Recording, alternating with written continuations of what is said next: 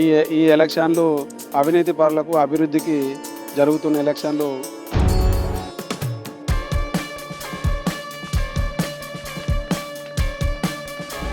మా మద్దతు 100% సంగ రమేష్ యాదవ్ గారికి ఉంటుంది. రమేష్ని గెలిపిస్తాం.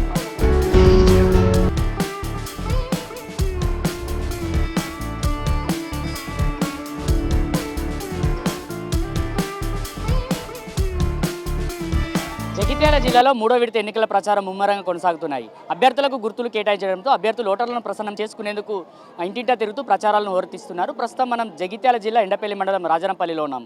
ఇక్కడ రాజరంపల్లి గ్రామ సర్పంచ్ అభ్యర్థిగా సంగ రమేష్ యాదవ్ అయితే పోటీ చేస్తున్నారు. ప్రస్తుతం ఆయన మనతో పాటు ఉన్నారు. ఆయనతో మాట్లాడించే ప్రయత్నం చేద్దాం.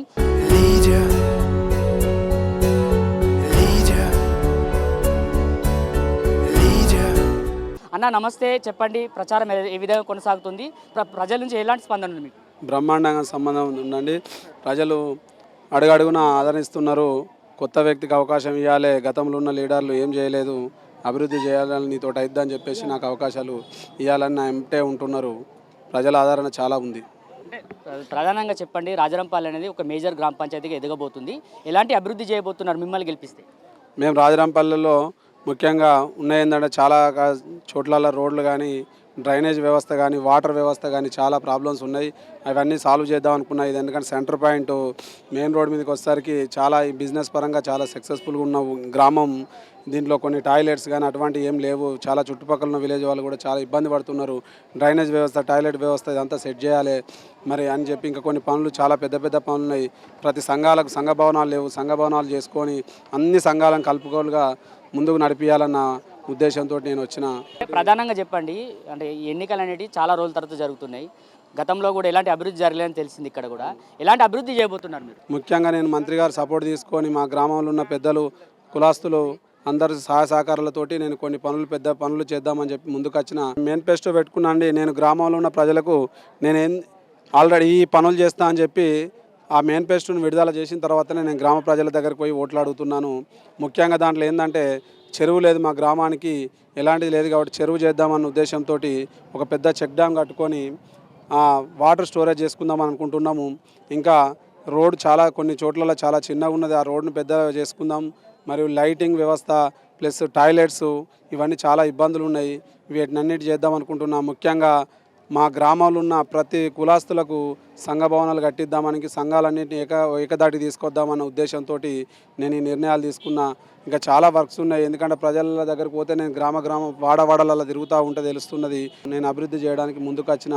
నన్ను ప్రజలు చాలా బ్రహ్మాండంగా ఆదరిస్తున్నారు. నాకు రావాలి, నీకు అవకాశం ఇస్తాం బిడ్డ, నువ్వు పని చేసుకో, నువ్వు చేసి మాకు ఇవన్నీ లేవు ఇవన్నీ చేయమని అడుగుతున్నారు. కొన్ని జాగాలు అన్నిటికన్నా ముఖ్యంగా ఏంటంటే వాటర్ సమస్య బాగున్నది.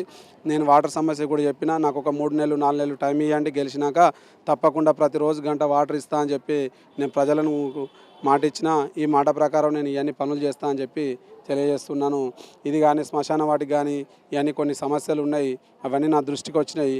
ఆ దృష్టికి వచ్చిన పనులన్నీ కంపల్సరీ చేస్తా.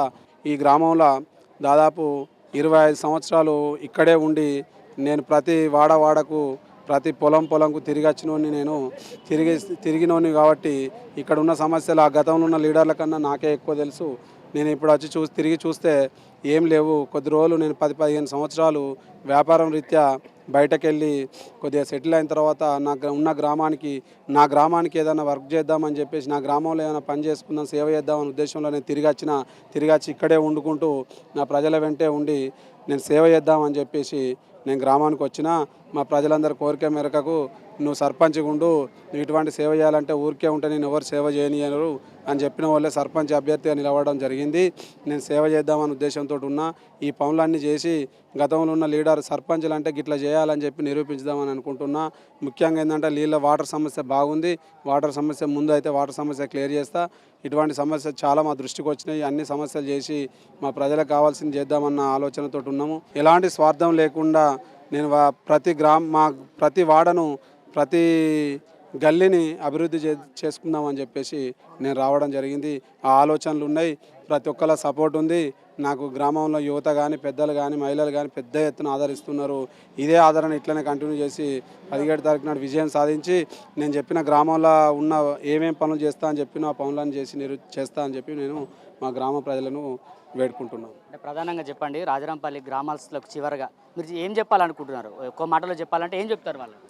నేను చెప్తున్నా, ఈ ఈ ఎలక్షన్లు అవినీతి పరులకు అభివృద్ధికి జరుగుతున్న ఎలక్షన్లు. మీరు అభివృద్ధి కోసం నిలబడండి, అభివృద్ధికి ఓటేయండి అని చెప్పి నేను నా ప్రజలను వేడుకుంటున్నా. ఎందుకంటే గతంలో ఎలాంటిది జరగలేదు, ఏ లీడర్ ఏం చేయలేదు, ప్రతి ఒక్కరు తెలుసు. ఈ మార్పు కోసం మీరు అందరు నన్ను ముందుండి నడిపించాలి, నాకు ఆదరించాలని చెప్పేసి నేను కోరుకుంటడం జరిగింది. రైట్. అభ్యర్థి సంగ రమేష్ యాదవ్ అయితే ఒకటే చెప్తున్నారు, గతంలో ఎవరు కూడా అభివృద్ధి చేయలేదు, గత పాలకులంతా కూడా అవినీతిమయం చేశారు రాజరాంపల్లి గ్రామాన్ని. కానీ తనను గెలిపిస్తే ఈసారి అవినీతిమయమైన పాలన కాకుండా గ్రామ అభివృద్ధి ధ్యేయంగా తను పనిచేస్తానైతే సంగ రమేష్ యాదవ్ చెప్తున్నారు. ప్రస్తుతం మనతో పాటు కొంతమంది గ్రామస్తులు కూడా ఉన్నారు, వారితో మాట్లాడించే ప్రయత్నం చేద్దాం.